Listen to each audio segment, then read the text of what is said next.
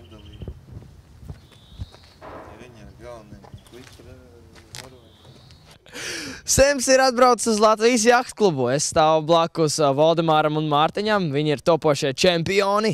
Mēs šodien parunāsim ar Andrē par airēšanu un par viņa plāniem hip-hop mūzikā. Super! Ar bijušo airētāju Andrē neesam atnākuši parunāt tikai par airēšanas sportu. Mēs parunāsim arī par mūziku, par hip-hop mūziku, jo viņš pats tagad no airētāja ir kļuvis par hip-hop mākslinieku. Lūdzu, pastāsti, kādēļ mēs esam šeit? Ko tu šeit darīsi šī airēšanas bāzē? Sveiki visi skatītāji, sveiki arī tai pusē un šai pusē. Mēs atrodamies Lielupē, tas ir Jūrmalā, Lielupē. Jahtklubā, airēšanas bāzē, kur notiks manas jaunās dziesmas Uzvaras garš klipa filmēšana. Ja? Tiks iesaistīti airētāji, sportisti, tāds tīri sportisks klips būs. Par ko ir dziesma? Dziesma ir par cīņu, par cīņas sparu, par to, kā cilvēki nepadodās un tiecās pakaļ pēc savu mērķa, savus augstumus grib sasniegt, tā teikt. Vai nav tā, ka tu pēc albuma izdošanas saproti, nē, es tomēr kaut ko vēlējos citādāk izdarīt, vai ir mainījies skatu punkts tavs uz mūziku kā tādu vispār? Skatu punkts ir mainījies, būtiski mainījies, tāpēc, ka mans pirmais albums bija vairāk ieturēts klasiskā hip-hop mūzikas stilā. Ja? Šis jaunais skanējums, kas ir dzirdams Uzvaras garšā, vairāk ir sasaistīts ar elektro un ir nedaudz arī dubstep elements dzirdams fonā. Pats es klausos pēdējā laikā ļoti daudz elektro, hausa un arī dubstep, un tāpēc arī varbūt tas ietekmēja manu jauno singlu. Kā ir ar airētājiem, vai tā, kad tu trenējies šeit, Džeki ievērtēja tavu mūziku, klausies, vai tu testēji, proti viņiem rādot savu mūziku, pasakiet, kā jums patīk, kur dziesma labāk? Bija brīži, kad es treniņu laikā uzliku kaut kādu jaunu dziesmu, vienkārši paklausījos un izteicu savas domas, bet tā, ka tur īpaši konsultējies ar viņiem, nebija vienkārši uzliku fonā tīri, kā viņi reaģē. Kādēļ klipa filmēšanā ir tavu komandas biedri? Klips, kā redzam, ideja tāda.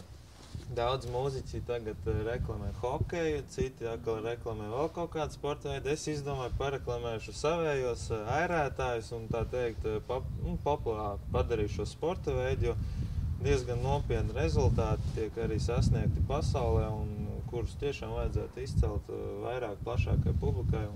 Kas zina, varbūt tās arī noskatoties klipu, kāds gribēs arī paērēties. Viņi ir pasaules čempioni, kas pagājušo gadu pasaulē pirmo vietu dabū un pretendē uz olimpiskām spēlēm arī Londonā. Klips būs tīri tāds sportisks, bez airēšanas būs vēl viens sporta elements, kurš tiks paturēts pagaidām noslēpumā, intrigai. Ja? Tā kā, jā, klips būs ļoti sportisks. Mēs skatīsimies tagad, kā čempioni brauc, un čempioni arī tiks iefilmēti Andrē videoklipā. Tātad lūk, kur abi čempioni. Ļoti ātri. Tas ir, manuprāt, tas ir pamatīgs ātrums, bet taču viņi gan jau čempioni māks stipri ātrāk arī airēties. Pa televizoru katrā gadījumā tas neizstās tik ātri, kā tas ir reāli dzīvē. Mēs braucam jau ar motorlaivu ļoti lielā ātrumā, bet viņi pat brauc ātrāk par mums. Ir nedaudz priekšā. Fenomenāli, vienkārši fenomenāli.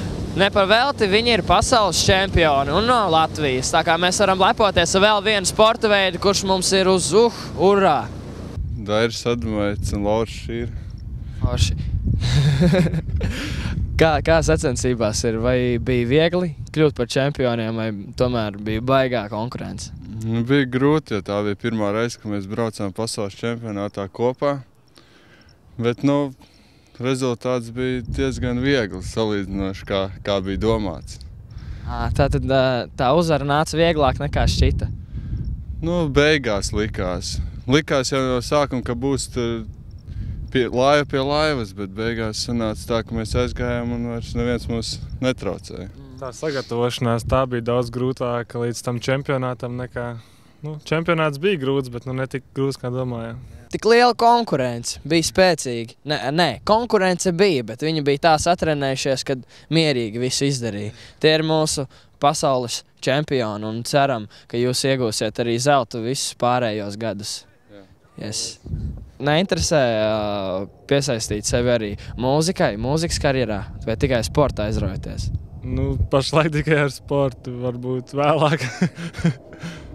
Nezinu, nevēlku uz mūziku, vēl pagaidām. Pagaidām klausos tikai. Vai airētājiem ir vieglāk ar meitenēm sapazīties? Kā lai to saka, atkarīgs kādas meitenes. Bet, tā grūti. Priekšrocības ir kaut kādas? Priekšrocības ir, jā.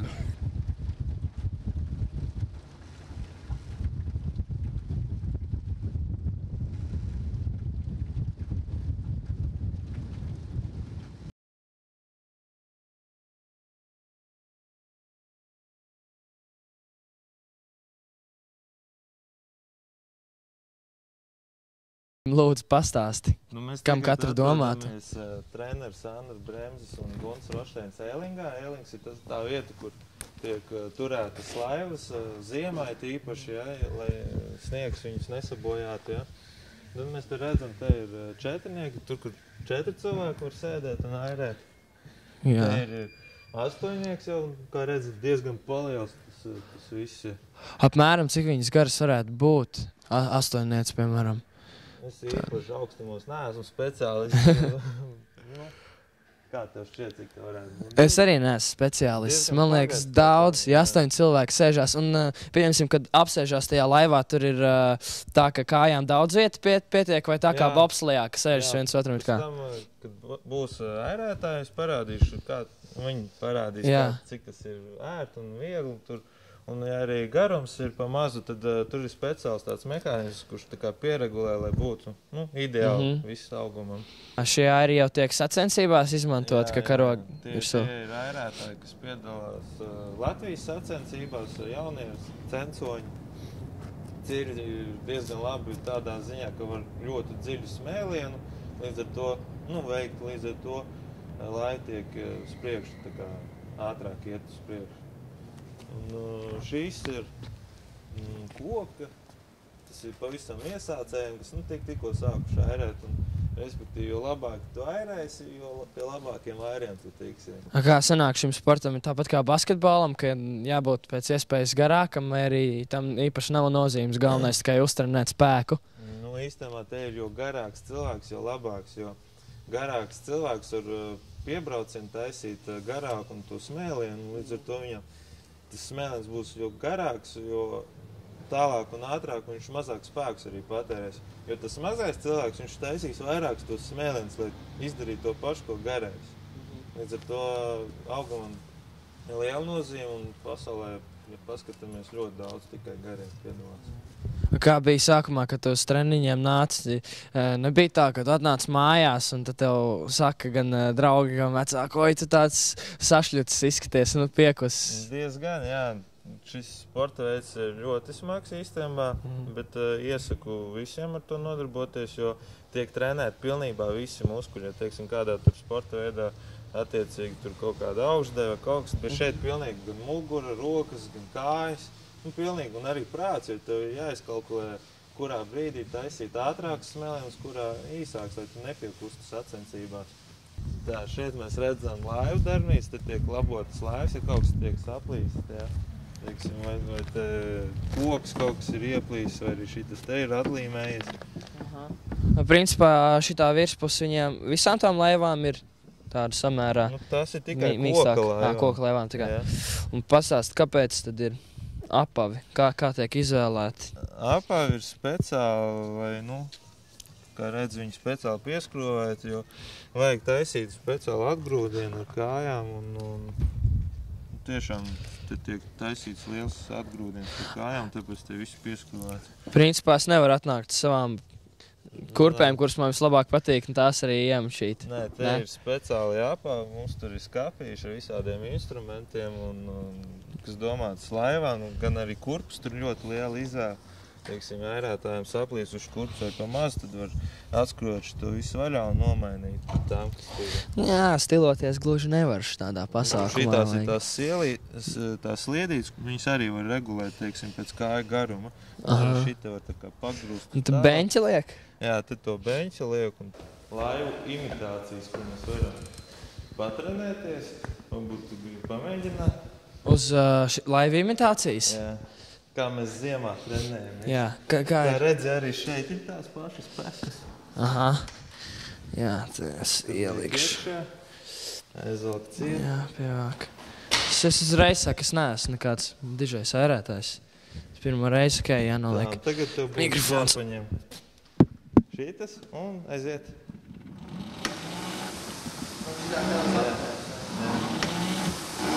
Tad drīz jau sanāk.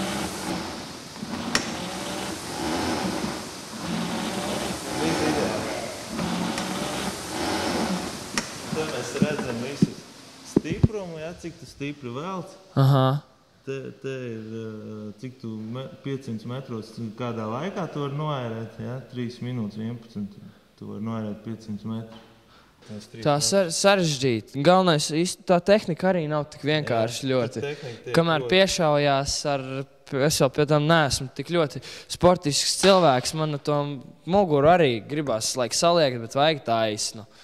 Tas jau arī ir grūti. Te muguras muskuli visi tiek nostrādāti, lai saturētu to muguru, savādāk tu muguru bojā tādā veidā. Jā, tāda sajūta it kā celtniecībā būtu kāda. Tad spoguļi speciāli tā uztaisīt, lai pats ērētājs varētu skatīties un trenēt savu to tehniku. Kāpēc šo vietu sauc par moku kambari? Neizstāst nemaz tik traki. Kad tas tiek salikti visi stieņi un tā tālāk, tad jau var saprast, teiksim, ir noteikti vingrinājumi, kur reāli cilvēks tiek visu mocīts. Spēku visu izliek iekšā, tad tiek trenēts spēks.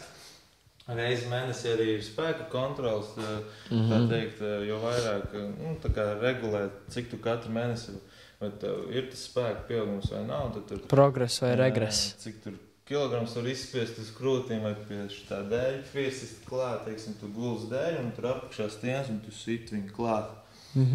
Tas arī tā kā trenē tieši to, pie piebraucienu, tad tieši tu guli un tu velc to stienu visu laiku. Šeit tiek spiests, protams, ārā.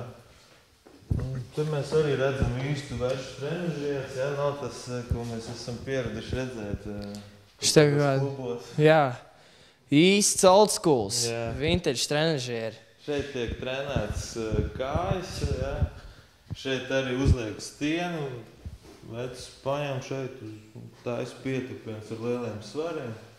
Arī spogulis, lai regulētu, lai muguru taisni ir, lai netiek bojāta. Olimpiskā treniņa zona pilnīgi. Jā, te jau nav nekādi mazo mīksto svari. 24, 32. Šitien tiek taisīti pietupieni, arī šitā te uzliek un paņem to te un taisi pietupieni. Ja?